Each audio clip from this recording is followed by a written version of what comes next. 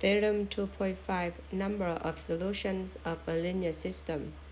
For a system of linear equations, precisely one of the statements below is true. 1. The system has exactly one solution. 2. The system has infinitely many solutions. 3. The system has no solution. You remember from algebra, when we solve for a system, we also have three cases. So at that time, we just found the solution and we have the conclusion. Now in this class, we will prove.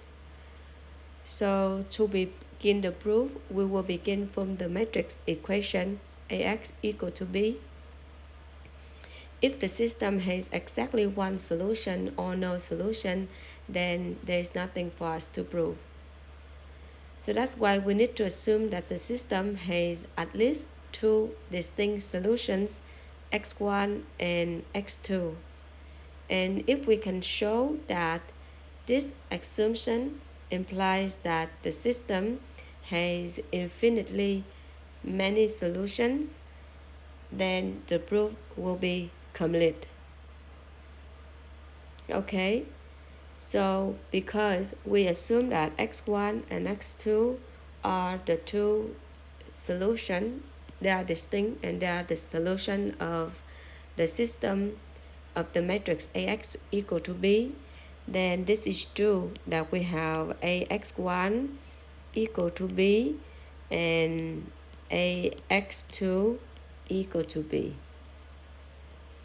And also we have that A of x1 minus x2 will become 0, because what I did is I minus the left hand side and then I factor out the A, and matrix B minus matrix B is 0. And this is the 0 matrix. So this implies that x1 minus x2 is a solution of a homogeneous system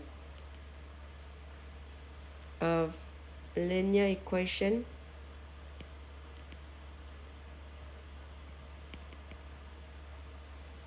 Ax equal to 0.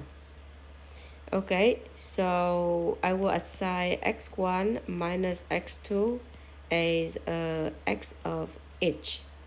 So let's call that is x of h. So for any scalar c, the c is a number, okay, then what if I have a matrix A multiplied by x1 plus c times xh? For remember, xh is a solution of a homogeneous system. So what do I get is I just multiply, and because c is a scalar, so we can move c to the front. Okay, so what do we get now is Ax1 is b. We will plug into here, right? So we're gonna put b plus c. What is A of xh? Okay, so you remember x1 minus x2, you assign is xh, and then A times xh is 0. So we will plug in the 0, okay? And that equal to b.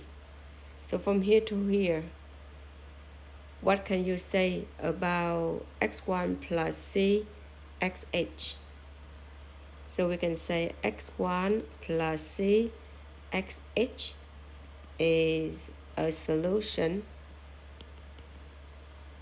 of Ax equal to b for any scalar C. Okay, but we know that the C is any random value, so you can pick C is any value, and it's any possible value of C. So this produce,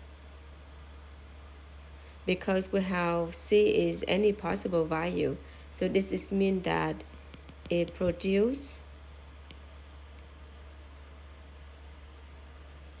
because C is any possible value.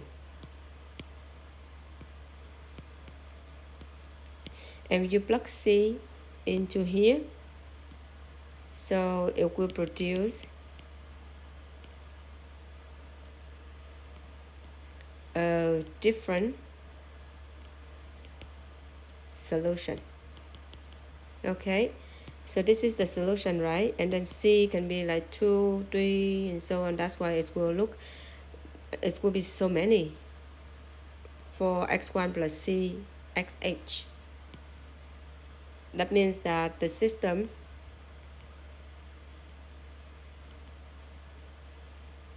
has infinitely many solutions.